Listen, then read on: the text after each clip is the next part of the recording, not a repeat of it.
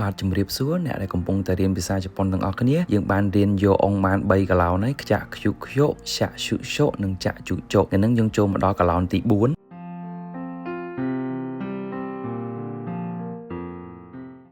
បាទអ្នកទាំងអស់គ្នាថ្ងៃនេះខ្ញុំត្រួសទេកុំឲ្យអ្នកទាំងអស់គ្នាអូគ្រូនេះពយល់ដែលអញ្ចឹងណាហ្នឹងហើយអញ្ចឹងយកអង្គសម្រាប់របស់យើងគឺយើងរៀនខ្ចាក់ខ្យុខ្យក់រួចហើយហ្នឹងហើយចឹងរូបមន្តវាដូចគ្នាបាត់អក្សរអ៊ីហ្នឹងហើយឆាក់ឈូឈូហើយចាក់ជូចុហ្នឹងហើយចឹងអក្សរក្រោមហ្នឹងខ្ញុំសេច្រឡំអ្នកទាំងអស់គ្នាអធិស្ឋានផងហ្នឹងហើយចូលមកដល់មួយទៀតគឺអ្នកទាំងអស់គ្នាយកនិបុកជាមួយនឹងយៈចឹងធម្មតាយើងអាននិយៈហើយអានិបុកមួយយុវានិយុហើយអានីនឹងបុកមួយយុវាត្រូវនិយុប៉ុន្តែដល់ពេលយើងកាត់តាមរូបមន្តយើងកាត់អក្សរអាយនឹងចេញហ្នឹងហើយវាទៅជានញ្ញានញុ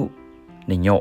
អញ្ចឹងពេលខ្លះបើសិនជាយើងអាននញ្ញានញុនញុវានៅជាប់អានិនឹងវាពិបាកអានណាអញ្ចឹងក៏យើងអានកាត់ហ្មងទៅញ៉ាញុញុហ្នឹងហើយអញ្ចឹងយើងអានបានពីររបៀបនញ្ញានញុនញុមួយរបៀបទៀតញ៉ាញុញុភាគច្រើនបើតាមខ្ញុំគឺខ្ញុំ